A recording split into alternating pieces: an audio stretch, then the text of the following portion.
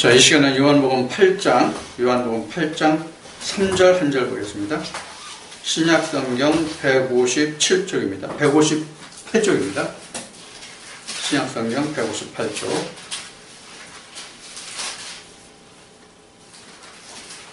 신약성경 158쪽 요한복음 8장 3절 한 절만 봉독하겠습니다. 서기관과 바리새인들이 가는 중에 잡힌 여자들을 끌고 와서 가운데 세우고. 아멘. 오늘은 이 말씀을 통해서 우리가 간음에 관해서 좀 오늘 다시 한번 알아보기로 하겠습니다. 어느 분이 이 말씀에 대해서 질문이 있었고 또 충분한 답변을 드리지 못해서 오늘 이 말씀으로 우리가 은혜를 나누려고 합니다. 우리가 성경의 역사를 이렇게 쭉 이렇게 보면은, 역사를 보면은 우리가 이렇게 살펴볼 수 있겠죠. 무법시대에서, 율법시대에서 진리시대로 와요. 이렇게 이제 거쳐오거든요. 이렇게 거쳐오는데, 그 무법시대 때는 우리가 어떻게 하나님을 섬겨왔냐면, 쉬운 얘기로 유전율법이에요. 조상들이 전해온 유전율법이었단 말이에요. 그러다가 이스라엘 백성들이 그러니까 이 무법시대라고 하는 것은 성경 기록을 봐서 이게 어디냐면 창세시대예요. 창세기 말이에요. 그 창세시대란 말이에요. 창세시대에는 이렇게 무법시대였단 말이에요. 그러다가 율법을 그 모세를 통해서 수여받죠. 모세를 통해서 율법을 수여받는데, 모세의 율법을 수여받았음에도 불구하고 무법시대 창세 때 그 믿음의 조상이라고 하는 아브라함 때에 있었던 그런 법을 쫓아서 모세에게 하나님이 주셨던 그 법을 다시 무엇으로 바꿨냐면 유전율법으로 또 이것을 변화시켰단 말이에요. 근데 사실 이 유전율법으로 변화시켰다는 것이 사실 창세기에 먼저 기록이 돼요. 사실은 모세율법을 주기 전에 이미 유전율법으로 바꿨다는 것이 기록이 있는데, 그게 뭐냐면 우리가 쉬운 얘기로 하는 타락이에요. 이미 창세기 3장에서 타락이 바로 하나님의 생계를 사람의 교훈으로 바꾼 것이 바로 타락이거든요. 바로 이렇게 바뀌어졌단 말이에요. 이렇게. 그래서 요것의 변화된 것이 다시 이스라엘 백성들에게 하나님이 이러한 것으로 인해서 멸망하기 때문에 다시 모세를 통해서 하나님이 이스라엘 백성들에게 법을 줬는데, 죽지 말고 살라고. 법이 없으니까 사실 이들이 멸망한 거잖아요. 자기 임의대로 한 거잖아요. 그런데 모세를 통해서 율법을 줬는데도 이것을 다시 자기 조상들이 살아왔을 때 지켰던 그것으로 바꿨단 말이에요. 자기 조상들이라는 것은 누구냐면 아브라함을 얘기하는 거예요. 모든 언약의 시작이 사실은 아브라함 때부터죠. 언약이 세워진 게.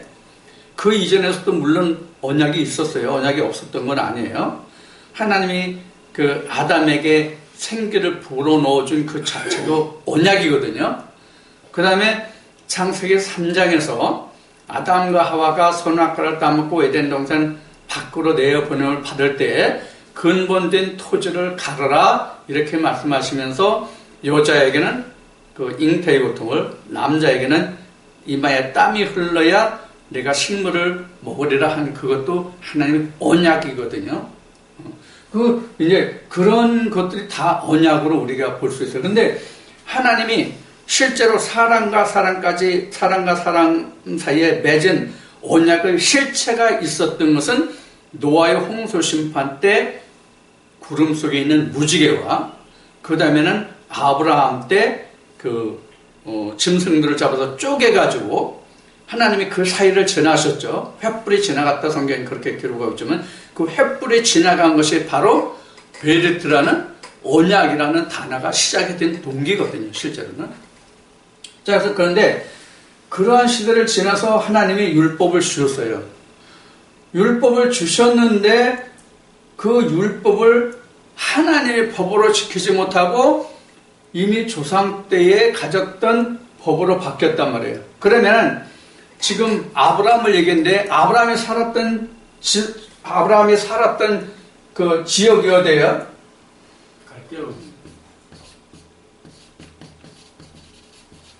갈대아 우르에서 어디로 와서 살았냐면 하나님의 말씀을 쫓아서 가나안에 살게 되었죠.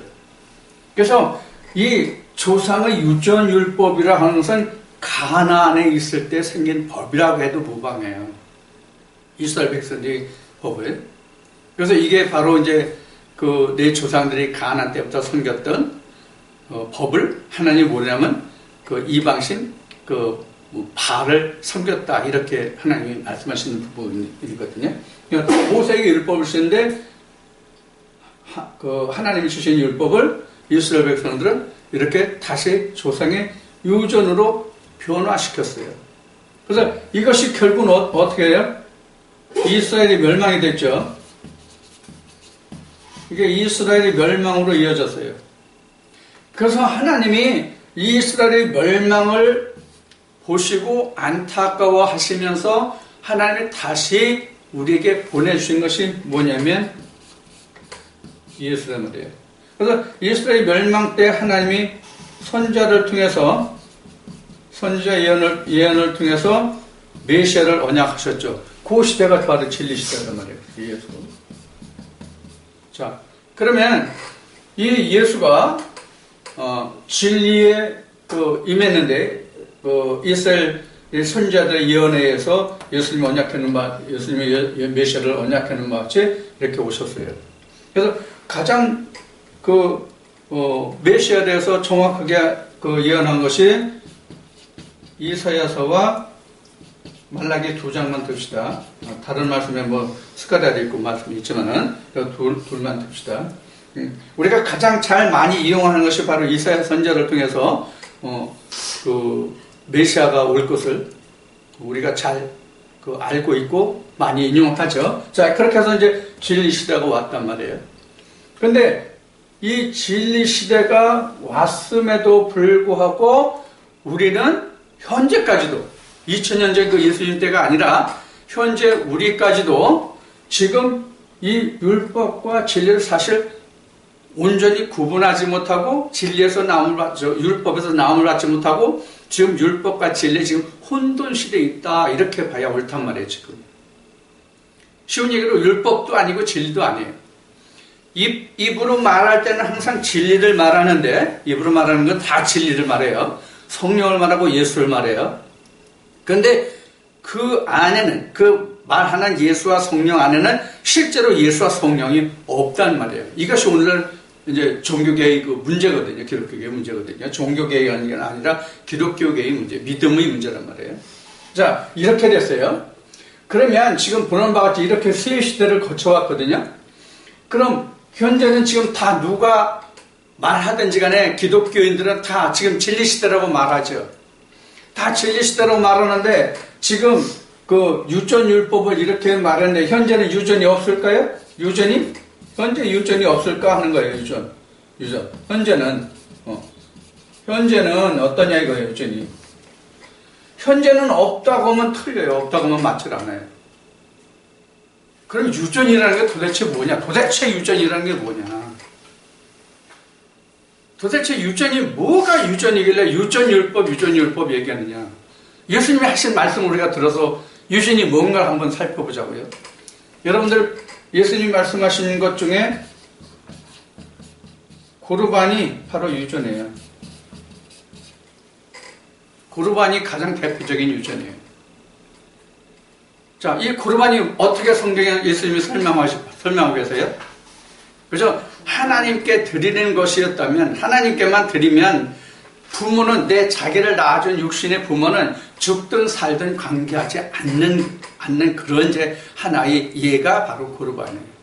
그래서 하나님께 드리면 그것이 바로 부모에게 할 것까지 다 한 것으로. 그러니까 하나님 우선시하는 것이죠. 쉬운 얘기로 하면. 그러면 예수님이 하신 말씀으로 보면 이 고르반을 인해서 율법을 범한 게 뭐예요? 고르반으로 인해서 이스라엘 백성들이 율법을 범한 게 뭐냐면 부모를 공경하라라는 거예요. 부모를 공경하라. 자, 우리가 부모 공경이 몇 가지가 있어요? 두 가지가 있어요. 하늘 부모가 있고요. 땅의 부모가 있단 말이에요. 이렇게 고르반 내에서 살펴보면 이것을 우리가 살펴볼 수 있어요. 그래서 지금 하늘의 부모가 있고 땅의 부모가 있단 말이에요.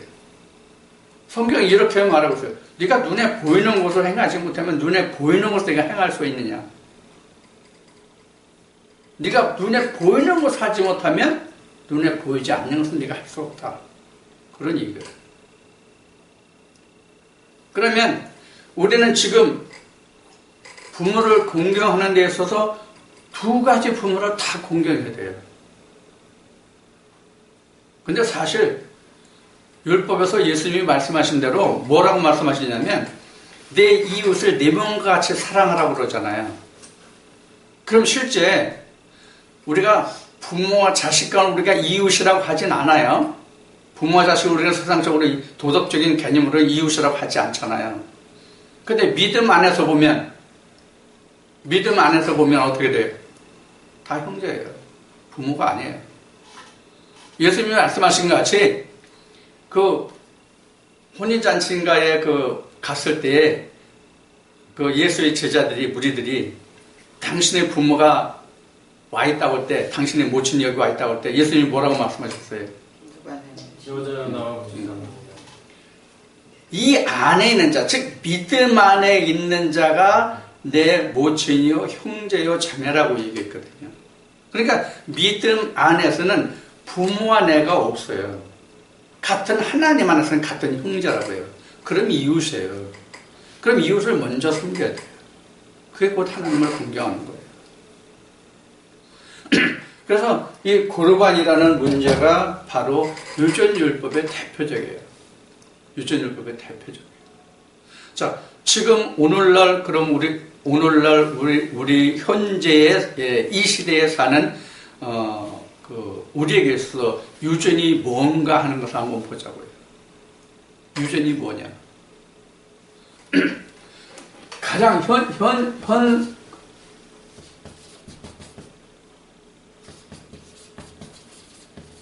현 세대의 유전은 성경에서 어디서 찾아보면 될 것 같아요? 몇 절인지는 모르겠는데 한번 찾아봅시다.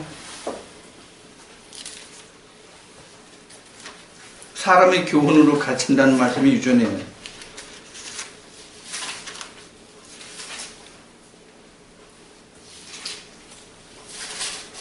(29장 13절) 이게 현 세대의 유전이에요. 이게 이사야 29장 13절. 사람의 가르침이 유전이란 말이에요. 지금 아직까지도 지금 앞에 말씀드렸듯이 지금 그 성령을 말하고 예수 그리스도를 말하지만은 지금 아직도 오늘날 신학과 목회 현장의 대부분은 어떤 상태에 머무르고 있어요? 기복 신앙과 그 다음에 지금 이 세대의 성공, 그거를 바라보는 신학이 지금도 자리 잡고 있단 말이에요. 아직까지도. 이것이 쉬운 얘기로 유전이에요. 유전. 이게. 자, 그러면 이런 면을 살펴보면 지금 그 하나님의 이름을 부르는 교회에서 하나님의 이름을 부르는 사람들이 추구하고 쫓아고 바르는 것과 절에서 그러는 것과 무당들이 그러는 것과 여타 종교에서 그러는 것과 사회단체에서 그러는 것과 무엇이 다르냐 하는 거예요. 무엇이 다르냐 하는 거예요. 이것이 바로 간음이에요. 이것이 뭐가 이것이에요? 하나님의 말씀을 세상의 교훈으로 하는 것이 곧 간음이다 그런 얘기예요. 하나님의 말씀은 어디까지나 하나님의 말씀이에요. 하나님의 말씀은 세상 인생들이 살아가는 세상사를 말씀하고 있는 게 아니란 말이에요. 성경은. 인생들이 창세기 3장에서 하나님과의 관계가 끊어진 것을 다시 이어주기 위한 말씀이 성경이라 그런 얘기예요. 하나님과 인간과의 끊어진 관계를 이어주기 위해서 우리에게 성경을 썼고 구약시대는 선지자들을, 신약에서는 사도들을 우리에게 주시고 우리에게 또 말씀을 주신 거란 말이에요. 그런데 이것을 지금 뭐하고 바꿨냐고요. 사람의 교훈을 바꿨다 그러니까 이게 유전자란 말이에요. 이게. 아니 내가 교회 안 나가고 절에 안 나가고 여타 종교 생활을 안 하는 일반 사회를 보자고. 우리가 어렸을 때 자라났던 가정을 보자고요. 아주 막다른 예를 들어서 내 아버지가 사기꾼이요, 절도요, 강도라고 그럽시다. 그렇게 예를 들어보자고요. 그러면 내 아버지가 자식을 두면서 얘야 내가 절도, 강도, 사기꾼이 된 것 같이 너도 절도, 강도, 사기꾼이 되라 그러는 부모 있어요? 없잖아요. 그러면 적게는 가장 작은 한 가정을 보아서도 그런 일이 없는데 하물며 하나님이 모든 육체의 하나님이 되신다고 말씀하신 하나님이 겨우 그것 가르치려고 선지자들을 보내고 사도들을 보내고 심지어는 자기 아들을 보내서 십자가에 죽게 하셨냐 이거예요. 우리가 이런 면을 생각해 봐야 되거든요. 그러면 지금 말씀드린 바와 같이 간음이라는 것은 하나님을 세상의 말씀과 바꾼 것, 사람의 교훈으로 바꾼 것이 바로 간음이에요. 여러분들 성경에서 간음에 대해서 가장 적나라하게 표현한 것이 어디예요? 간음과 행음이. 여러분들 기억나시는 말씀이 어디 있어요? 이스라엘 백성들이 출애굽할 때에 애굽에서부터 출발해서 광야를 거쳐서 가나안까지 들어가잖아요. 그런데 이스라엘 백성들이 머무르는 시간이 가장 길었던, 가나안에 들어가기 전에 머물렀던 시간이 광야에서 자그마치 40년이잖아요. 그럼 광야에서 전쟁들이 많이 있었잖아요. 자, 그러면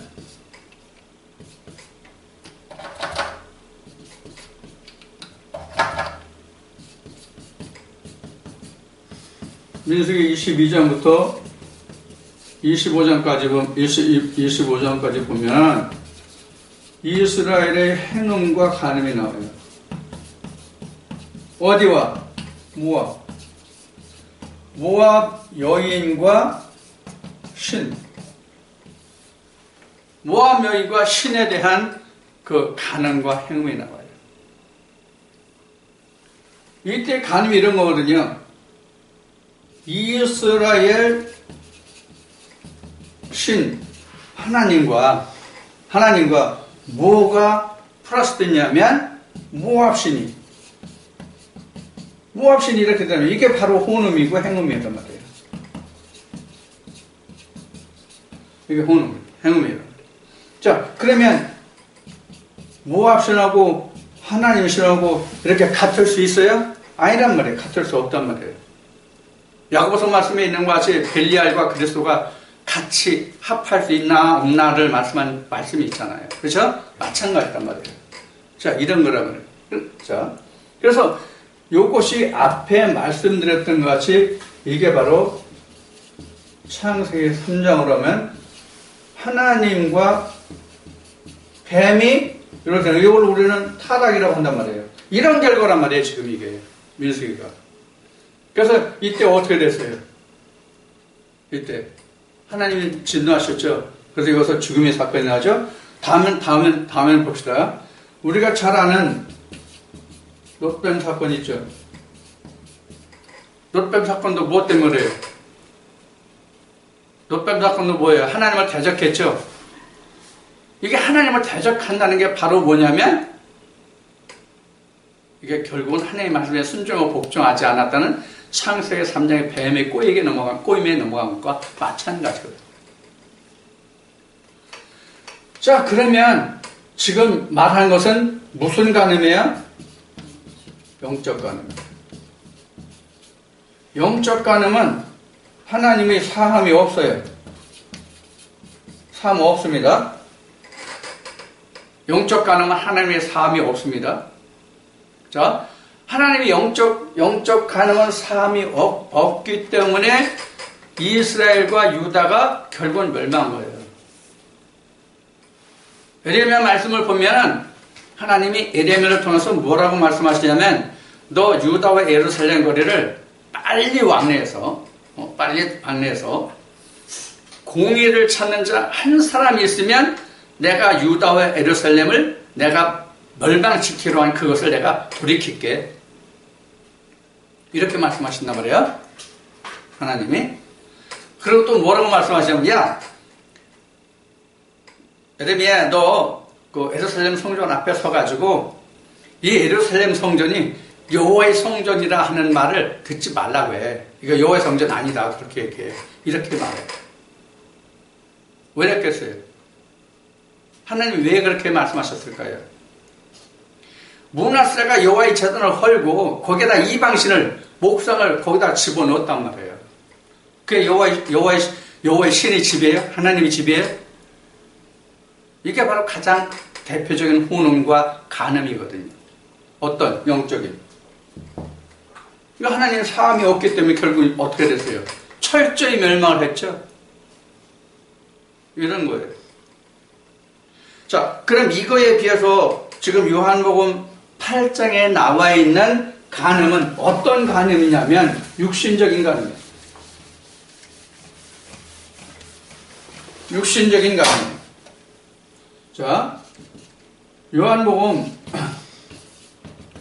8장 3절의 간음은 육신적 간음이란 말이에요.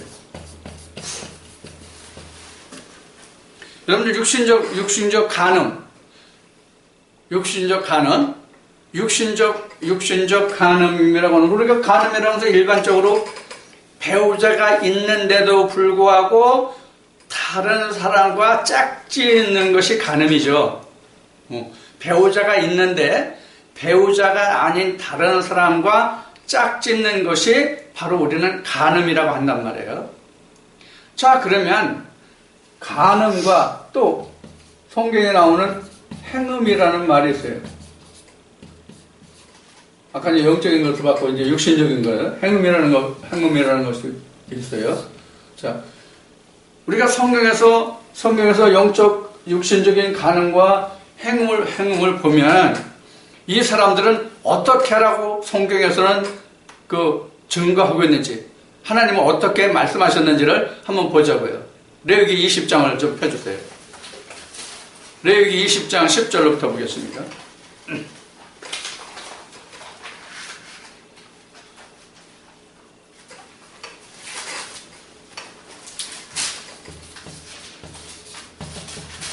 (10절) 이하를 볼 겁니다. 여기 아주 자세히 나와 있어요. 육신적인 하나님이 모세 율법을 통해서 율례와 규례를 주신 말씀이 있어요. 20장 10절로부터 보겠습니다. 자, 20장 10절로부터 안봉사 좀 읽어봐요. 누구든지 남의 아내와 간음하는 자, 곧 그 이웃의 아내와 간음하는 자는 그 간부와 음부를 반드시 죽일지니라. 누구든지 그 계모와 동침하는 자는 그 아비의 하체를 범하였은즉 둘 다 반드시 죽일지니 그 피가 자기에게로 돌아가리라. 누구든지 그 자부와 동침하거든 둘 다 반드시 죽일지니 그들이 가증한 일을 행하였음이라. 그 피가 자기에게로 돌아가리라. 아멘. 거기까지만 합시다. 자, 첫째 지금 그 말씀 본중에서는 남의 아내와 동침한 자는 반드시 죽여라. 그래 있죠? 그 다음에 계모와 동침한 자는 죽여라. 자부와 동침한 자는 죽여라. 이렇게 되어 있죠? 자, 남의 아내와 동침한 자가 지금 요한복음 8장 3절에서 기록한 지금 간음한 자죠. 지금 여기는 요한복음 8장 3절에 해당된다고 볼 수 있어요. 그럼 구약에서는 남의 아내와 간음하다가 걸린 사람이 있나요? 들통난 사람이? 구약 성경에 찾아볼 수가 없어요. 내가 아직까지는 찾아보니까. 그 다음에 계모와 관계한 사람은 누굴 볼 수 있어요? 르벤과 빌하 이게 있죠. 그 다음에 자부가 뭐죠? 며느리. 자부 며느리입니다. 며느리와 행음한 자, 간음한 자. 며느리와 간음한 자 누구 있어요? 유다. 유다와 다만. 자, 이렇게 됐어요. 그러면 지금 계모와 자부와 이건 지금 언제 있었던 얘기예요? 창세기죠. 그러죠? 율법이 있기 이전이죠. 네. 그 다음에 다른 하나 더 봅시다. 뭘 누구냐면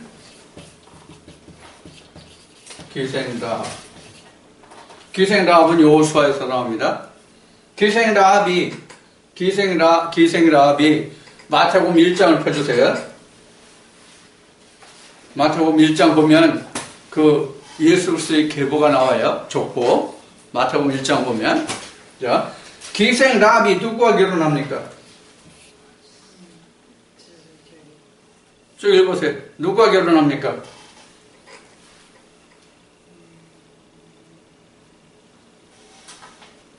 그만큼 앞에 나오는데 5절인가 6절인가 있는데. 살몬. 그래서 누구를 낳습니까? 보아스. 자, 여기서 우리가 살펴보고자 하는 것은 뭘 살펴보고자 하냐면, 지금, 이 계용과 자부 남의 아내는 지금, 이 간음했다고 하는 요한복음 8장 3절에서 보면 여기에서는 지금 간음이 8절부터 배필이 있는 사람이 배필 아닌 사람과의 관계가 간음이죠. 그런 의미에서 요한복음 8장에서 간음했다고 하니까 이 여자는 다른 여자와 다른 남자와 행음을 한 거죠.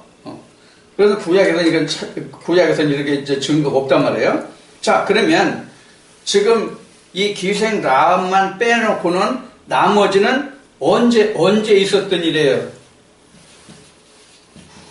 율법 이전에 있었던 일이에요.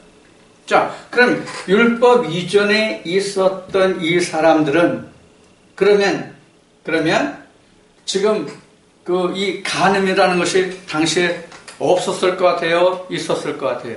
있었죠. 당연히 있었죠. 있었던 거거든요. 그러면 이때 당시에 이게 다 똑같이 있어요. 이건 인류가 있으면서부터 이건 똑같이 다 있어 왔던 법이라고 할 수 있어요. 다만 법으로 정해서 그것이 죄다 아니다. 이것을 정해놓은 규정이 있고 없고의 차이뿐이 없단 말이에요.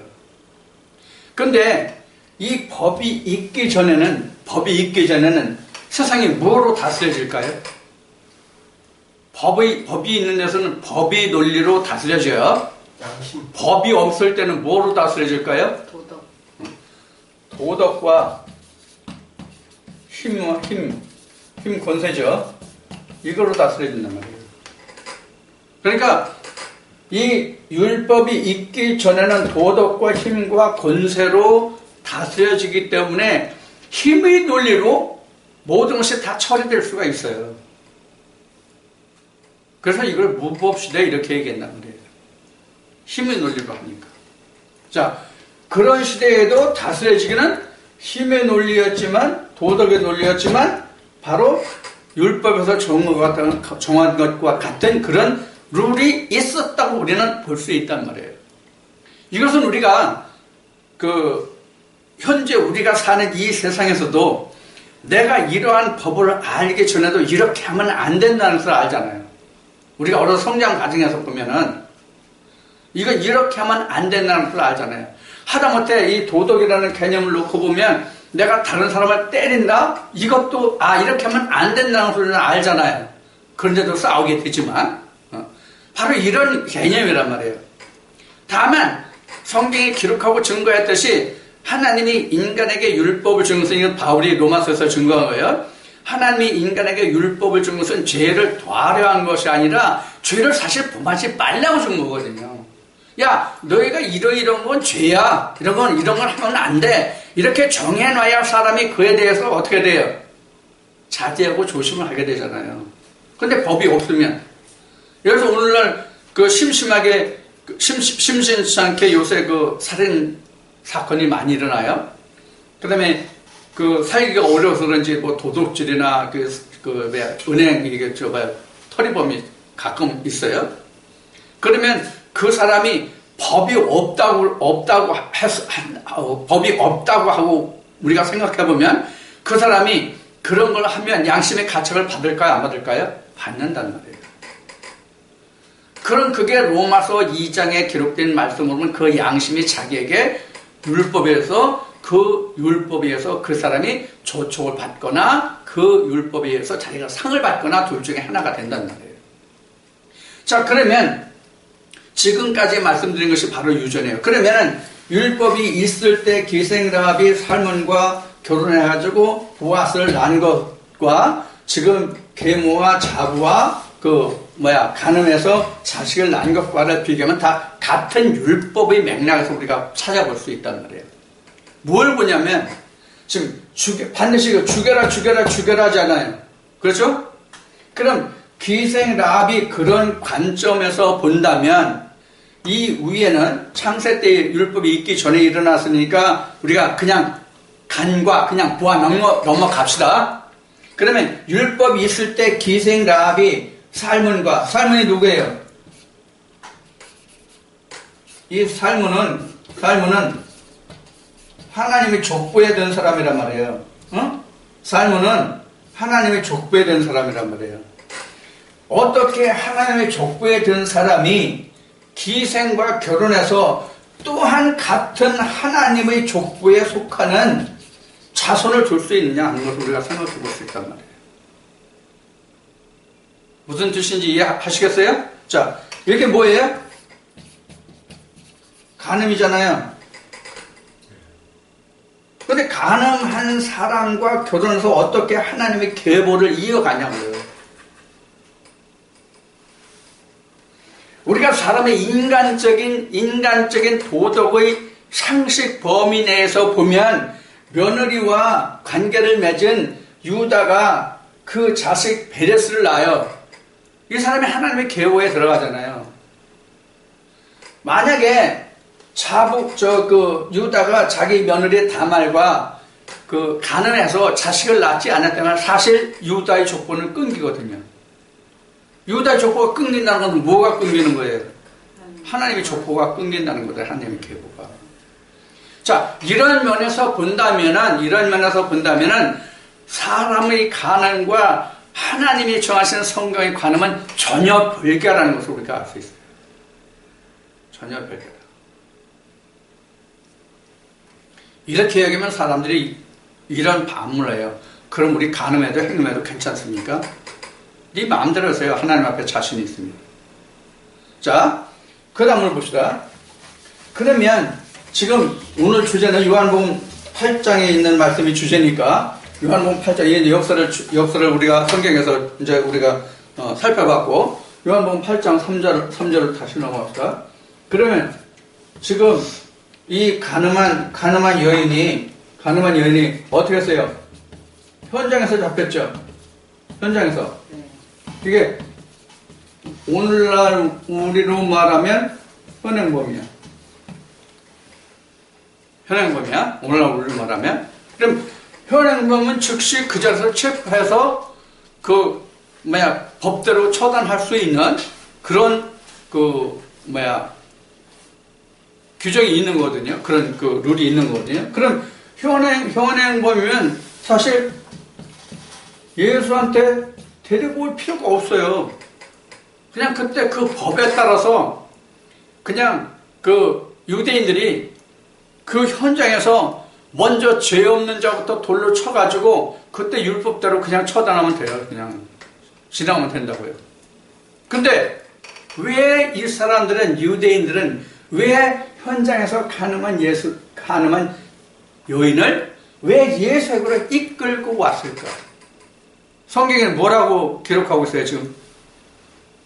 뭐라고 있어요? 38장 4절 이렇게 보면 예수를 시험하려고. 뭘 시험했을까요? 뭘 시험하려고 했을까요? 율법에 지금 예수를 어떻게 하면 십자가에 달게 할까? 이걸 시험하려고 했단 말이에요. 그러면 율법에서는 반드시 지금 8장 3절에서 8장 3절 이하에서 이렇게 쭉 기록하면 모세 율법에는 돌로 쳐 죽으라고 했다. 당신은 어떻게 말하겠냐? 즉 어떻게 재판하겠냐 이거든. 너는 어떻게 재판하겠냐? 모세는 돌로 쳐 죽이라고 했다. 그럼 너는 어떻게 재판하겠느냐? 그래서 재판이 뭐가 나와요? 재판이 뭐 나와요? 모세와 예수가 나와요. 이게 쉬운 얘기는 이제 재판장이겠죠. 그렇죠? 율법 시대는 율법에 정한 것으로 처단하니까 그것은 결국 재판장이 모세예요. 결국은 하나님이지만은 모세가 한단 말이에요. 그 다음에 진리 시대에는 누가 재판해요? 예수님이라고. 물론 모세의 하나님, 예수의 하나님 똑같은 하나님이에요. 자, 그러면 이제 다만 뭐가 틀리냐면 율법 시대냐 진리 시대냐만 달라요.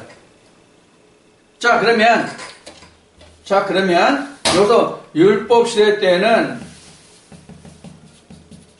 육신으로 다스림 이렇게 볼 수 있다면 여기서는 뭐예요? 영으로 다스림이에요. 자, 여기서 우리가 살펴볼 게 하나 있어요. 육신으로 처벌할 때는 뭐가 돼요? 결과물이 있죠? 결과물이 있어요? 영적으로 하는 것은 결과물이 없어요. 결과물 없단 말이에요? 영적 간음은 결과물이 없단 말이에요. 율법적인 간음은 뭐예요? 결과물이 있어요. 그러니까 지금 현장에서 간음한 여인은 현장에서 간음한 목격자라고 그러나? 목격자들이 바로 뭐예요? 그 여자가 현장에서 간음했다는 증거물, 결과물이란 말이에요. 증인이. 그러면 율법적으로 하는 것은 결과물이 있어요. 그런데 영적으로는 결과물이 없어요. 자, 여기서 여러분들 판단할 수 있는 게 뭐예요? 눈에 보이는 것은 사람이 하는 것이고 눈에 보이지 않는 것은 하나님이 하시는 일이다. 그런 얘기예요. 자, 그래서 지금 현장에 간음하는 여자를 잡아와서 지금 예수님 앞에 송사했어요. 그래서 예수님이 판단이 뭐예요? 예수님 판결이. 이 중에 죄 없는 자가 보였죠. 땅에 쓰시면 돼요. 판결. 땅에 쓰시면 돼요. 몇 번? 이게 답이에요. 우리가 알아볼 답이 이거예요. 우리가 알아볼 답이 바로 이거라고요. 그럼 지금 땅에 썼다는 뭐고 두 번 썼다는 뭘까요? 자, 땅에 썼다 하는 것은 뭐냐면 세상법을 얘기하는 거예요. 세상법을 얘기하는 거예요. 세상법. 세상에서 다스릴 거다 하는 거예요. 왜 그럼 두 번 썼냐? 율법과 진리에서 육신적인 것은 하나님이 다스리지 않는다는 거예요. 육신적으로 행한 것은 하나님도 다스리지 않는다는 거예요. 우리 세상에 보면 이런 말이 있죠. 일사부재리의 원칙. 일사부재리의 원칙. 하나님이 육신으로 다스리면 어떤 시대예요? 하나님이 육신으로 다스리면 어떤 시대냐고 율법 시대란 말이에요. 그럼 모든 인간이 영원히 어느 시대를 살아야 된다는 얘기가 되느냐면 율법의 시대를 살아야 된다는 얘기가 되거든요. 저나 여러분들이나 우리가 하나님 앞에 지금 이제 예배 드리러 왔잖아요. 예배 드리러 온 구약들은 이게 제사잖아요. 그럼 제사 질 때 맨손으로 갑니까? 하다못해 비둘기 한 마리도 갖고 가야 되잖아요. 우리가 그런 제사를 드려야 된단 말이에요. 그러면 어떻게 되는 거예요? 신약으로 설명하면 이걸 어떻게 우리가 이야기를 할 수 있냐고요. 맨날 희생 제물을 하나님께 드릴 때마다 자기 죄를 기억하게 된단 말이에요. 성경에 기록한 대로 하면, 히브리서에 기록된 대로 하면. 그런데 예수 그리스도 영적인 제사로 드리면은 평생에 내가 한 번만 드리면 돼. 평생에 한 번만 드리면 되니까 내가 죄에 대해서는 내가 생각할 필요가 없단 말이에요. 이런 문제가 생기는 거예요. 자, 그래서 지금 2번을 썼다는 것은 어느 쪽으로 육신적인 간음은 하나님이 치리하지 아니하신다예요. 그 의미가. 세상법이 있지 않냐, 세상법이. 세상법으로 다스리는 거예요. 그 대신 앞에 말씀드렸듯이 영적인 간음은 구약시대 때나 신약시대 때나 하나님은 용서치 아니하셨다. 이걸 기억하셔야 된답니다.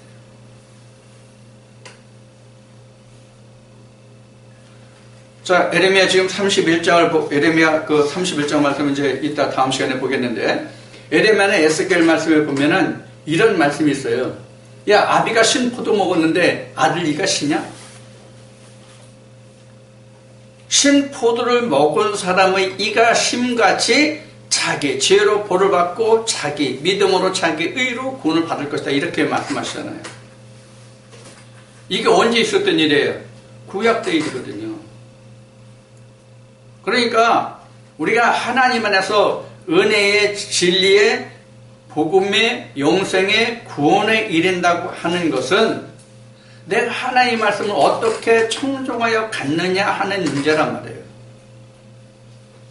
그러면 지금 말씀드린 이스라엘 백성들에게 이러한 것을 하나님이 가장 먼저 가르치신 것이 언제냐면 신명기에서 모세가 이 세대들이 가나안 땅에 들어가기 바로 직전에 신명기에서 교육한 말씀 중에 들어있어요. 야, 내가 너에게 한 법을 두는데, 하나님 말씀이죠. 모세가 말했지만 한 법을 두는데 이 한 법 속에 뭐가 있냐면 복과 저주가 있다. 한 법 아래 네가 복을 택할 것이냐 저주를 택할 것이냐, 지키면 복이고 안 지키면 저주다. 이거란 말이에요. 그럼 이스라엘 백성들이 하나님의 법을 지켰다는 것은 뭐고 안 지켰다는 것이 뭐예요? 뭡니까? 안 지켰다는 것이 바로 저주라고 하는 이것이 바로 하나님의 가르침을 떠난 거예요. 그게 바로 간음이란 말이에요. 그래서 이스라엘 백성들이 하나님의 진노를 받은 거잖아요. 하나님의 진노를 이스라엘 백성들이 왜 받았어요? 육신적으로 간음해서 행음해서 받았습니까? 사실 우리가 성경에 자세히 드러나 있진 않지만 그 구약시대 창세기 말씀을 보면 보통 남자들이 좀 일반적인 속된 말로 표현합시다. 마누라 몇씩 데리고 살았습니까? 제한이 있었어요? 없었어요? 제한 없었어요. 그게 오늘날 우리 개념으로 보면 이게 이해가 될 수 있는 말씀입니까? 근데 하나님은 그걸 치리 안 하셨단 말이에요. 특히 왕들은 마누라가 본처, 후처, 뭐 해가지고 어디 한두 명이었습니까? 그거 하나님이 다 용납하셨잖아요. 그러면 우리가 여기서 한 가지 더 짚어볼 게 있어요. 뭐냐면 지금 이 간음의 문제를 보는 관점을 우리가 생각해 본단 말이에요.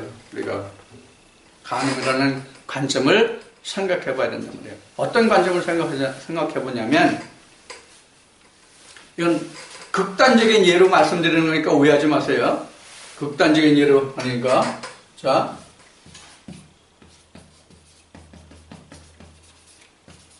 앞에 나왔던 얘기예요. 극단적으로 말하면 육신적인 간음은 제사함 받을 수가 있어요. 이거는. 근데 영적 간음은 이게 없어요. 전혀. 영적 간음은 제사함이 없어요. 지금 뭘 말씀드리려고 하냐면 지금 하나님의 제사함을 받을 수 있는 간음에 대해서는 굉장하게 강조하고 엄격하게 가르쳐요. 자기는 그렇게 못하면서도 그걸 가르친단 말이에요. 그런데 실제로 단 한 번이라도 하면 안 되는 영적 간음은 용감하잖아요.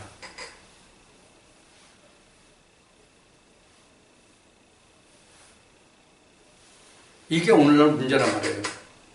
지금 제가 말씀드리는 오늘날 지금 문제라고 말씀드리는 이게 사실은 창세기부터 기록된 거예요.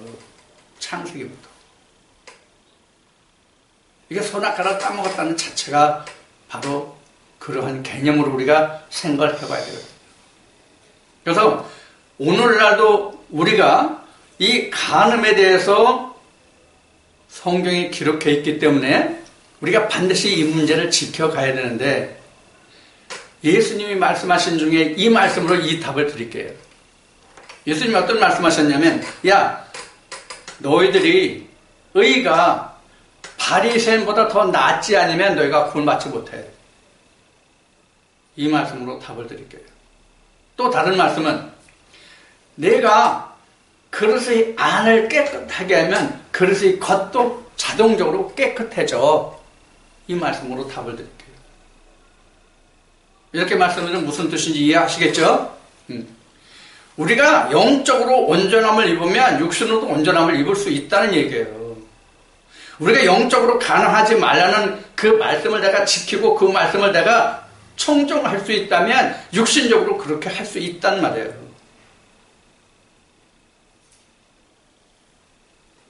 근데 오늘날은 이게 뒤집어졌단 말이에요. 뒤집어졌어. 이런 것을 우리가 이제 간음에서 우리가 살펴볼 수가 있어요. 지금 이제 간음이라는 그 말씀을 다루다가 지금 그 우리가 이 말씀에서 좀 더 진일보해서 한 말씀을 더 드린다면 성에 관한 이게 문제이기 때문에 말씀드린 거예요.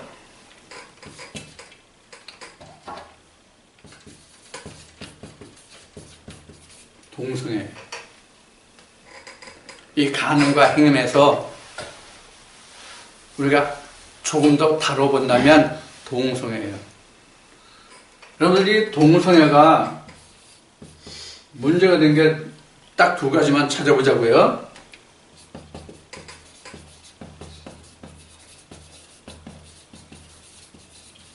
소돔 고모라 멸망 고전 13장인가 14장인가 15장인가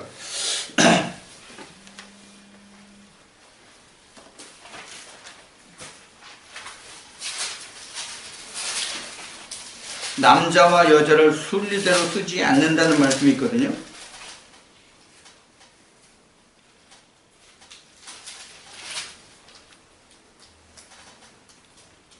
(11장인가) 11장에 있는 건데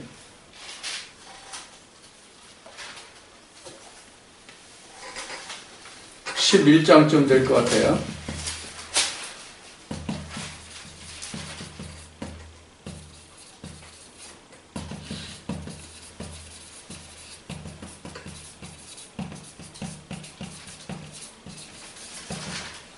그래서 남자가 여자로 더불어 여자가 여자 더불어 이런 말씀이 이제 나와요. 이게 지금 큰 문제예요.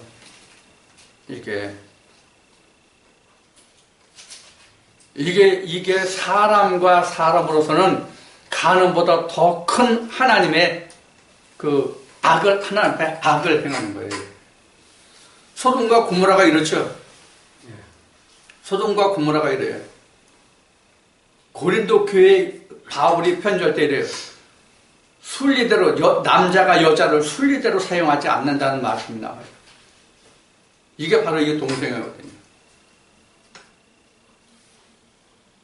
그러면 지금 이 동성애라는 것이 왜 하나님한테 악행하는 거예요? 어디에 근거가 있어요? 어디에 근거가 있어요?